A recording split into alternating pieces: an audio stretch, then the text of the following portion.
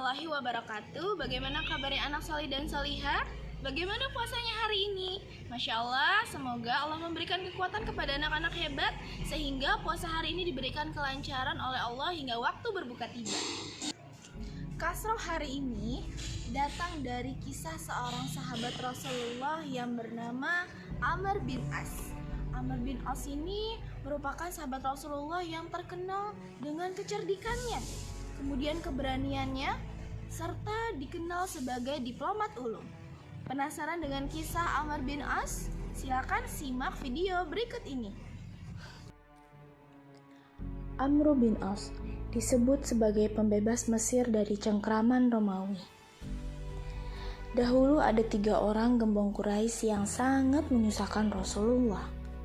Mereka bertiga sangat gigih menentang dakwah Rasulullah dan sangat keras menyiksa para sahabat beliau. Karena itu Rasulullah selalu berdoa dan memohon kepada Allah agar mengazab mereka. Namun Allah memberikan jawaban dengan menurunkan ayat dalam Quran Surat Ali Imran ayat 128. Tak ada sedikit pun campur tanganmu dalam urusan mereka itu, atau Allah menerima taubat mereka atau mengazab mereka. Karena sesungguhnya mereka itu orang-orang yang zalim. Rasulullah memahami bahwa ayat ini menyuruhnya untuk menghentikan doa buruk kepada mereka serta menyerahkan urusan mereka kepada Allah. Apakah mereka tetap berbuat zalim sehingga layak mendapat azab Allah, atau bertobat dan Allah menerima tobat mereka sehingga mereka mendapatkan rahmat dari Allah? Amr bin As ini merupakan salah satu dari 3 orang tersebut. Allah memilihkan jalan taubat dan rahmat bagi mereka sehingga mereka dibimbing untuk masuk Islam. Amr bin As telah beralih menjadi seorang muslim pejuang dan salah seorang panglima yang gagah berani. Anehnya, keislamannya itu diawali dengan bimbingan Najasyi, seorang raja Habasyah. Disebutkan bahwa Najasyi sangat mengenal Amr, bahkan menghormatinya, karena Amr sering berkunjung ke Habasyah dan membawa banyak hadiah untuknya. Pada kunjungannya yang terakhir ke negeri itu sudah terdengar berita munculnya Rasul yang mengajak kepada tauhid dan akhlak mulia di tanah. Raja Habasyah pun bertanya kepada Amr, mengapa mereka tidak beriman dan mengikutinya, padahal dia adalah benar-benar seorang utusan Allah. Amr pun balik bertanya, benarkah begitu? Najasyi pun berkata, ya, turutilah saranku hai Amr, ikutilah dia, karena demi Allah dia berada di jalan yang benar dan dia akan menang terhadap orang yang melawannya. Amr bergegas menaiki kendaraannya, menyeberangi lautan, pulang ke negerinya, lalu mengarahkan langkahnya menuju Madinah untuk menyerahkan diri kepada Allah Rabbul Alamin. Dalam perjalanannya ke Madinah itu ia bertemu dengan Khalid bin Walid yang datang dari arah Mekah. Ia juga ingin bertemu kepada Rasulullah dan menyatakan keislamannya. Melihat kedatangan 2 orang itu, wajah Rasulullah pun langsung berseri-seri dan berkata kepada para sahabat, Mekah telah melepas jantung-jantung hatinya kepada kita. Khalid pun lebih dulu menghadap Nabi dan menyatakan keislamannya serta bersumpah setia.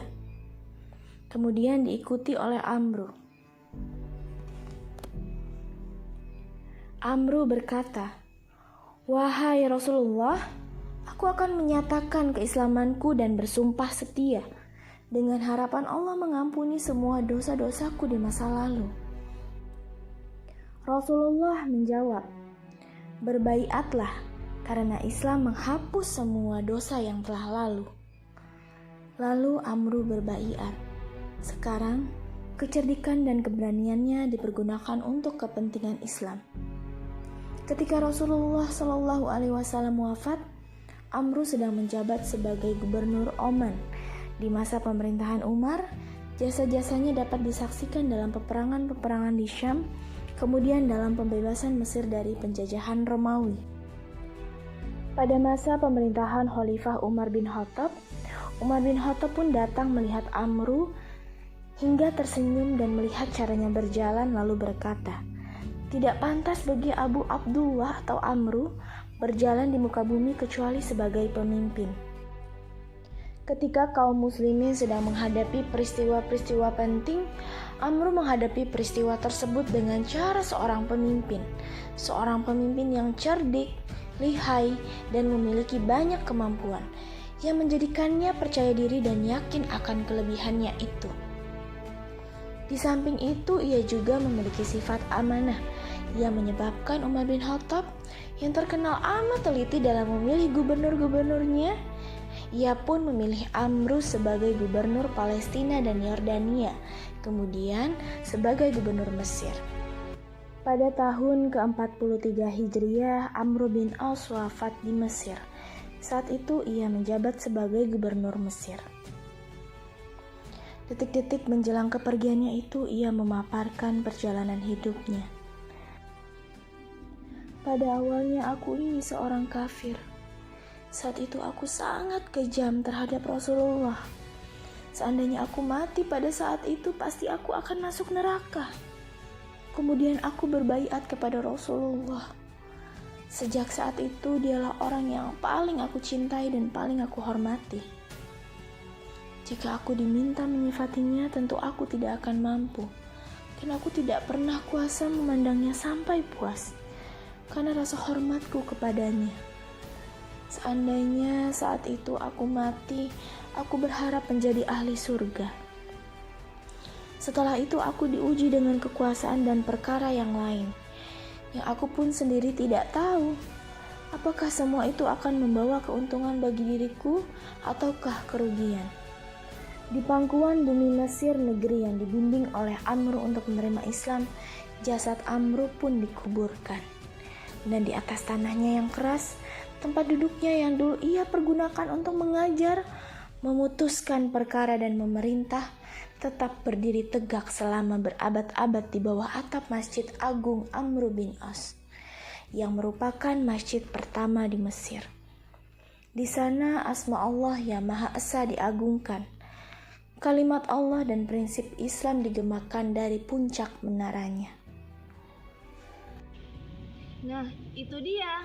Kita sudah menyimak kisah dari sahabat Rasulullah yang bernama Amr bin As. Semoga kita dapat meneladani sifat beliau yang begitu sungguh-sungguh dalam bertaubat dan menyerahkan seluruh jiwa dan raganya hanya untuk kepentingan agama Islam. Demikian episode Kasral hari ini.